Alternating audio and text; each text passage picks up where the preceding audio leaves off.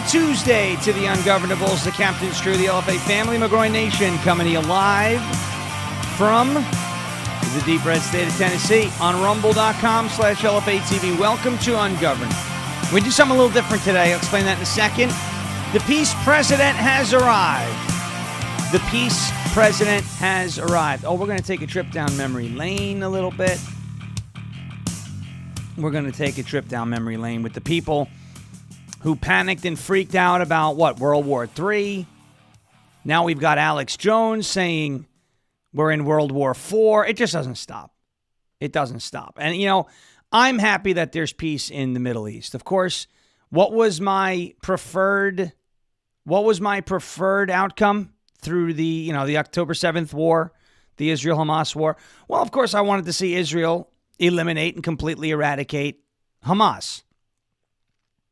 Right? And when I say completely eradicate, is there going to be another resistance group that pops up, in their place if they were completely eliminated for now? Probably. Okay. But I wanted to see the group known as Hamas completely eliminated. And we didn't get that. But you don't see me going out there going, this peace deal sucks because I didn't get everything I wanted.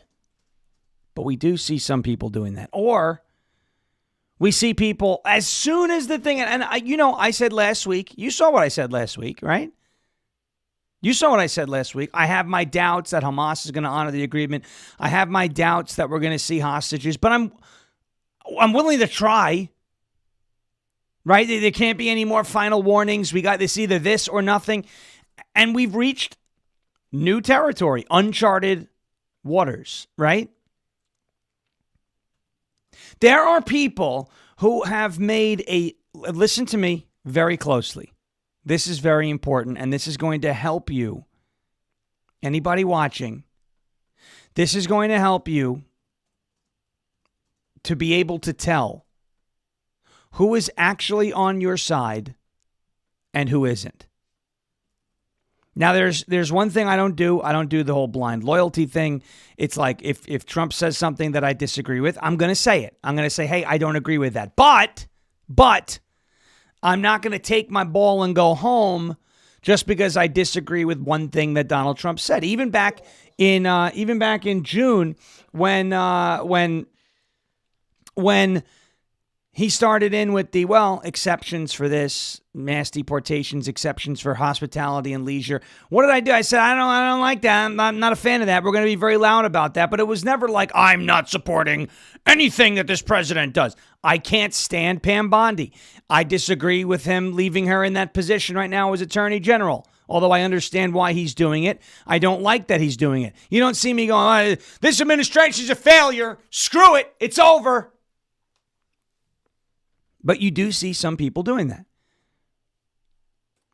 And so what you're seeing now is you had a group of people, and you know who I'm talking about, Dave Smith, right? He's like the leading cheerleader right now. But you have Dave Smith, Candace Owens, to an extent, Matt Gaetz, to an extent, Tucker Carlson. Actually, really, Alex Jones, Owen Schroyer, you know who I'm talking about, the woke right. Elijah Schaefer, the Haji twins. We've gone down the list of these people a million times, right? Mm-hmm. The woke right. And they made a living over the last 2 years. And I have no problem with people making an honest living. And if it's commentary on the internet, whether I agree with it or disagree with it, if there are people willing to listen to them and there's a market for their commentary, by all means, capitalize on that market. I am a capitalist. Okay? But there are people who made a living grifting off of the Israel-Hamas war. They made a living. They took all the propaganda that was spread by Hamas, 40,000 dead women and children, right? It's a genocide in Gaza, free Palestine. All those talking points, right? They made a living off of it. As if the war was never going to end. And then we got a peace deal this week. And the hostages have been released. And a ceasefire is in place. And a bunch of countries are on board. And there is an actual tangible plan to ensure peace in that region. And you have those people, you have them absolutely in tantrum mode because, well, now what do? Well, the quote unquote the genocide, which there really wasn't the genocide, but the genocide in Gaza, oh, that's over now.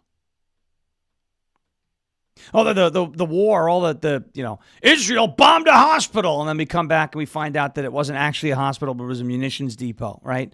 Or that there were munitions stored in the hospital, right? That stops now. What are they going to do? Eventually, you're going to get members of that audience who are going to care about something else because this is kind of on the back nine, at least for now. And they're going to be like, dude, move on. There are bigger issues right now. These people are upset that there is a peace deal because they are now scrambling to find out what their next grift is going to be. The best thing about what we do on this show, we're just honest. Things happen in the news. I give you my opinion on them. We tell you that they happened. Maybe a hot take here or there. And that's it. This Israel-Hamas conflict gave rise to so many grifters that honestly, they talked about how horrible the war was, how horrible the quote-unquote genocide was, how horrible the Jews are, how horrible AIPAC is. We're going to go into World War III. You're going to have flag-draped coffins because of Israel. And now that has been upended. Their entire business model has been upended. So I want you, anybody in the audience, and this is not going to be a show about other people. Although we are going to highlight some of the stupidity from those people over the course of time, over the course of the last, I would say, 4 or 5 months. If you're in the audience and you respect the people that I listed before, fine, no problem. I'm just telling you, watch them now. I tell you, don't watch. Watch them. Just watch what they do. Watch what they do. Watch how they... Remember after the Operation Midnight Hammer? All of a sudden, everybody, the Haji twins, they were like, it's World War III. Oh, my gosh. We're going to war. American troops are going to die for Israel. Candace Owens was out there talking about the military, members of the military taking dishonorable discharges. Everyone was freaking out, lighting their hair on fire, running around with their clothes off, going crazy. What are we going to do? Panic mode, red alert, red sirens. Woo! Nuclear war, like it was a complete scene, a circus. You had Alex Jones comparing Donald Trump to George W. Bush, right? Remember all that? And then there wasn't World War III. And then for a week or so, people were like, no, we're still in World War III, guys. Trust us.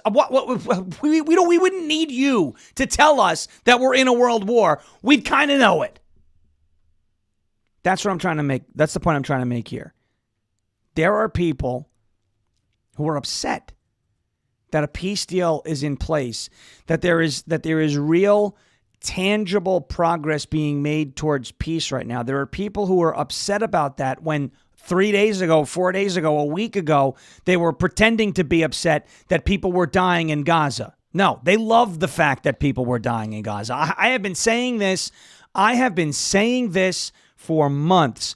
Those on the woke right who want to be loud and obnoxious about, I'm anti-war. They're not actually anti-war. They love war. They grift off of war.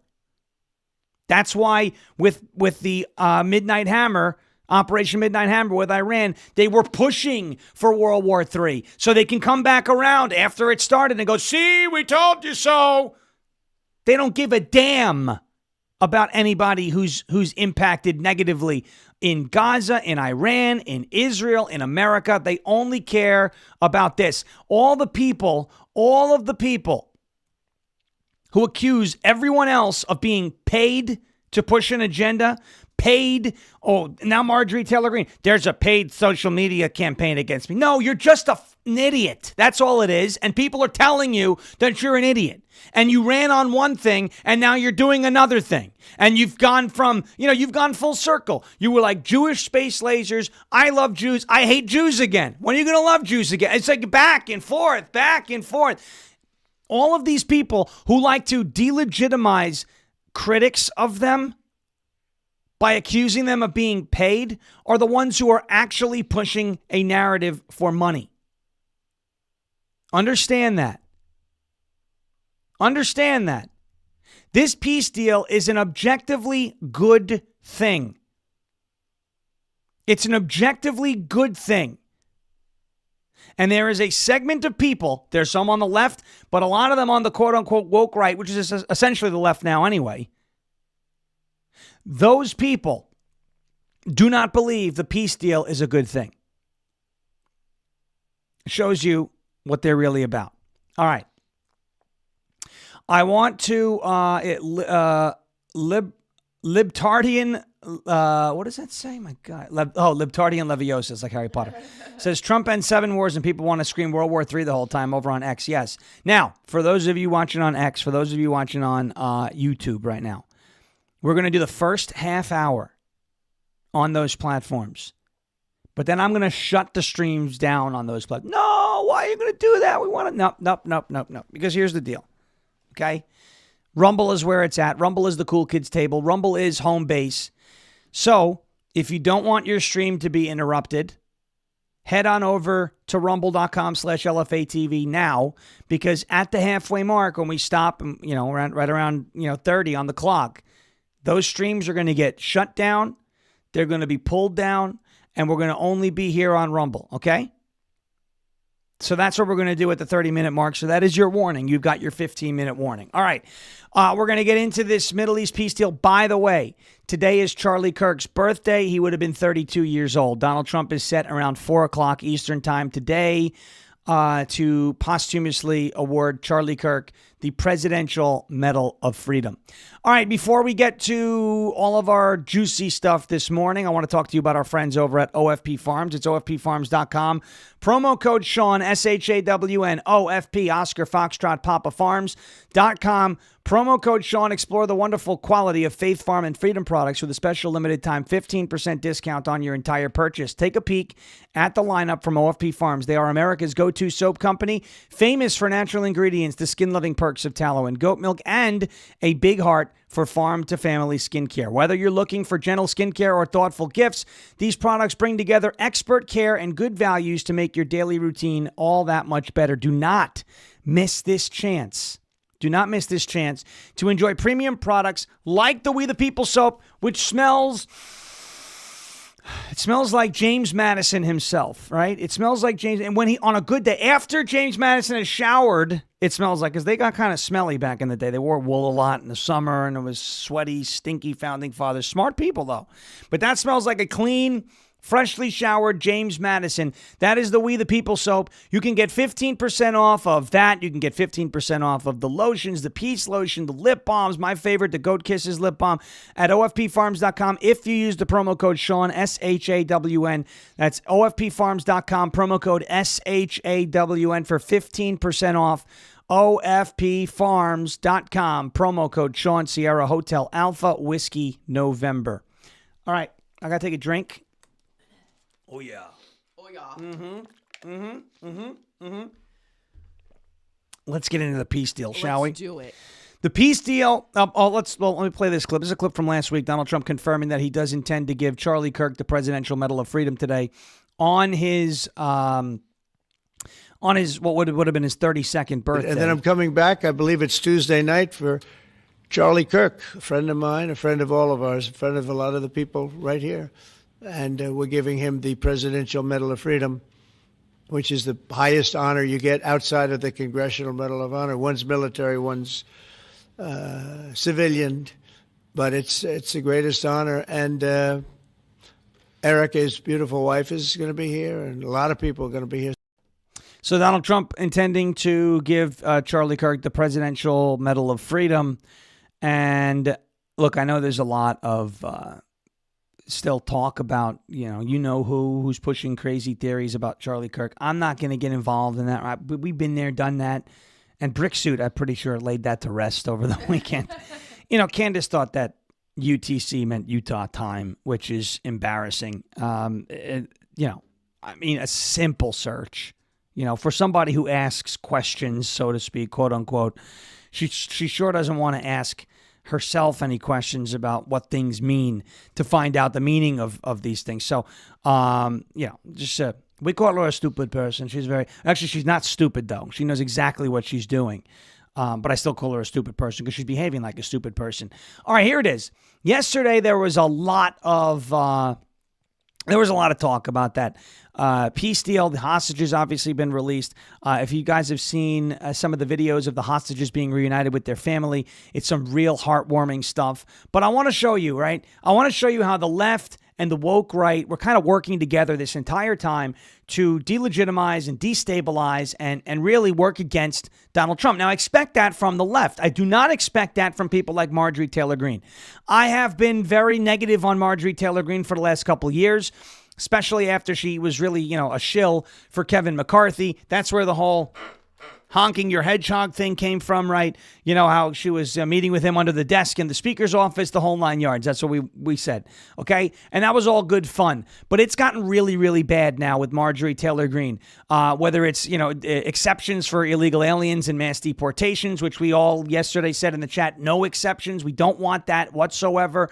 Or it's commentary now where she's leaning into the whole anti-Israel sentiment because she sees where the political winds may be blowing, even though I think those winds are going to stop blowing in that direction because the war is coming to an end. And hopefully, and I think it will, I think the fact that the war is coming to an end, it's at least for, let's say for a period of 3 or 4 years, there's no, material fighting out there in Israel. And that we can kind of keep a handle on everything that's going on in the Middle East, okay, where the violence has really been ratcheted down almost to a non-existent level or I hate to be like Obama, but he said we want to eliminate them to be a nuisance. And we said, no, we don't want a nuisance. Unfortunately, people are not going to everybody in general is not just going to stop attacking Israel.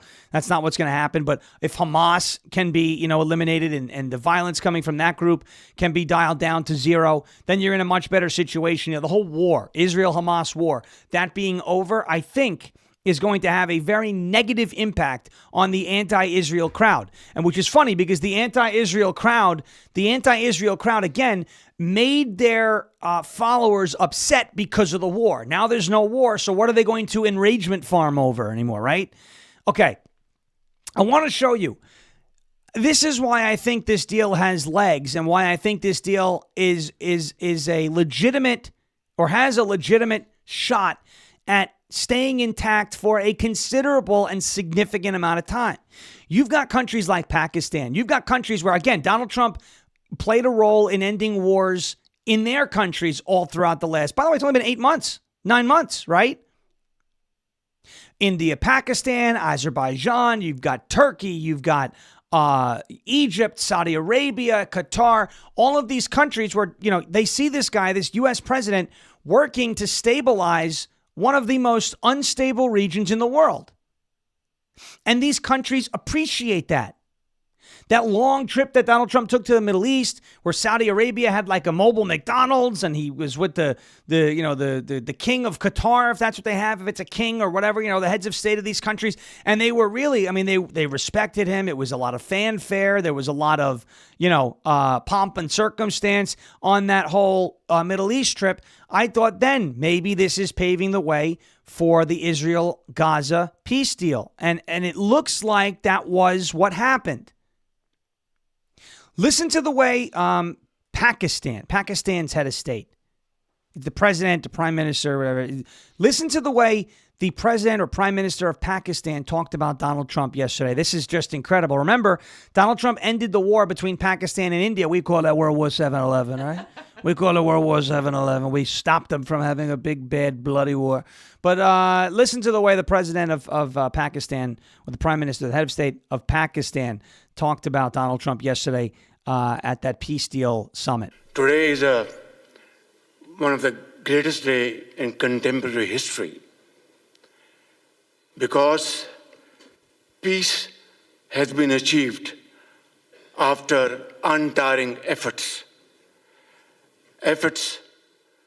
led by President Trump, who is genuinely a man of peace, who has relentlessly and untiringly worked throughout these months, day in and day out, to make this world a place to live with peace and prosperity. I would say that Pakistan had nominated President Donald Trump for Nobel Peace Prize for his outstanding, extraordinary contributions to first stop war between India and Pakistan and then achieve ceasefire along with his very wonderful team. And today, again, I would like to nominate this great president for Nobel Peace Prize because I genuinely feel that he is the most genuine and most wonderful candidate for Peace Prize because he has brought not only peace in South Asia, saved millions of people, their lives. And today, here in Sharm el-Sheikh, achieving peace in Gaza is saving millions of lives in the Middle East. So there's the head of state of Pakistan praising Donald Trump and nominating him for another Nobel Peace Prize, next year's Nobel Peace Prize. We'll see. You know what? They're probably not going to give it to him, but whatever. It doesn't matter, right? At the end of the day, does it matter if he's given an award? What does the award actually mean? All right? Does it? I would like to see it, but in the grand scheme of things, it's just a thing, right? You know, it doesn't have an impact on anything else. Donald Trump is still the president of the United States. He carries, a lot of leverage just by holding that office. He doesn't need the Nobel Peace Prize to be successful. It would just be a nice gesture if the rest of the world would once just say thank you to the only guy who's capable of doing these things. The only guy. The only guy.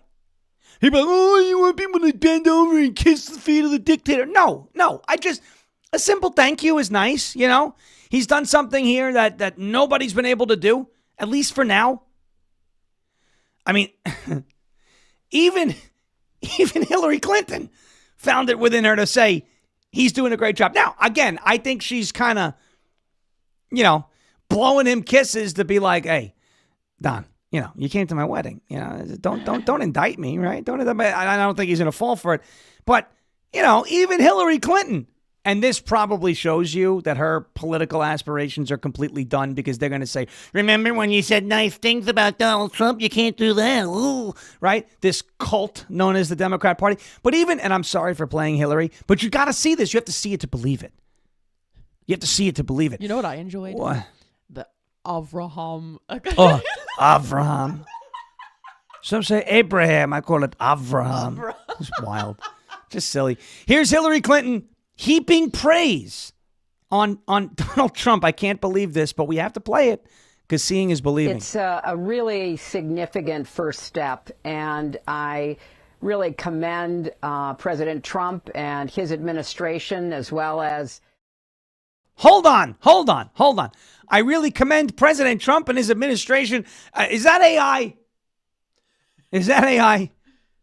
She looks rough. Wait, and I didn't play the full clip. Is that AI? No, it's not AI. That is real. It's a really significant first step, and I really commend President Trump and his administration as well as Arab leaders in the region for making the commitment to the 20-point plan and seeing a path forward for what's often called the day after. Most importantly, the conflict hopefully will end with the ceasefire, the hostages will be returned, and then the very hard work of rebuilding Gaza, of finding the kind of security that Israel and the Palestinians after Hamas deserve to have, moving forward with the other points in the plan to try to create an opportunity for Palestinians to have a better life and for Israel to have greater peace and security. I am very hopeful that we'll be able to see progress. Today's a good start, but we have to keep going from here. She does look like, I see a comment, Cindy Pennell says, looks like she's in pain commending Trump, yes. Winky had And to go Wink- with she borrowed. Is She, that what you're about she to say? borrowed Yeah. Kamala's turkey neck. We call it, remember we call it? The Gizzard of Oz, right? That's what we called it last year. The Gizzard. We're off to see the Gizzard, Kamala, with that neck.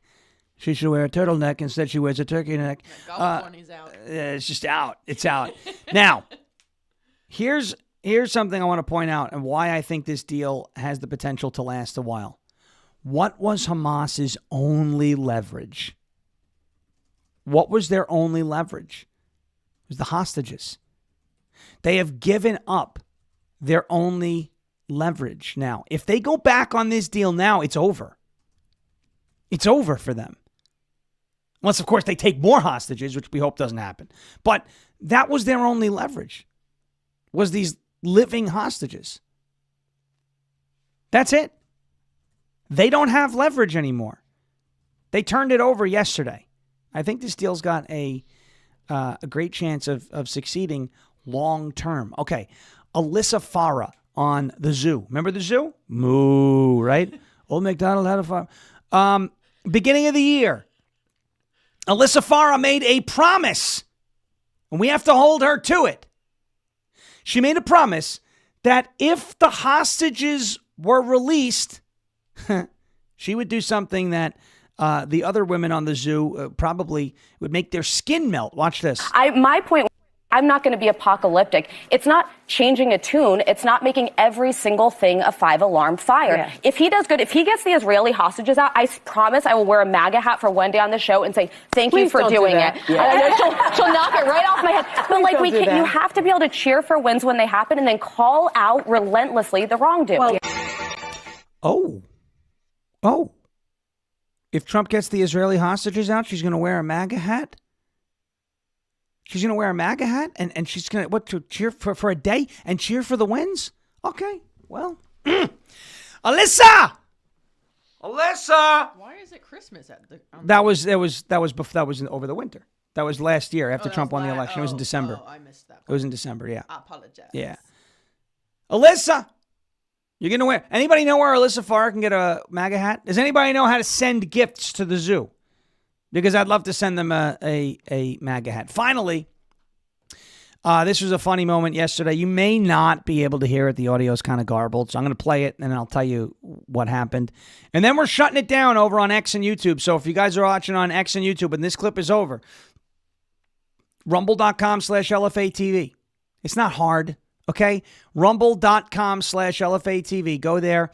And soon I'm going to be able to throw a QR code up there that'll give you the ability to just, scan it Nice. or whatnot, and you'll be That's able to just go straight to the live stream. All right. Trump on stage yesterday in the Middle East Summit, the Peace Summit. Here is it's a funny moment. This is a funny moment with the new Prime Minister of Canada. I don't know if you guys saw this. You may not be able to hear the audio here, but listen closely, and then I'll tell you what he said. So you going back? No, I'll go back. I'm glad you upgraded me to president. Oh, did I say? Great stuff. It's good. I started. At least I didn't say Great stuff. So Carney, Prime Minister of Canada, said, hey, thanks for upgrading me to president, because I guess Trump referred to him as the president of Canada. And Trump says, at least I didn't say governor. Taking a shot at Queen Justine, who, by the way, was captured in a photograph with Katy Perry, after which Katy Perry sang the song, I Kissed a Girl and I Liked It.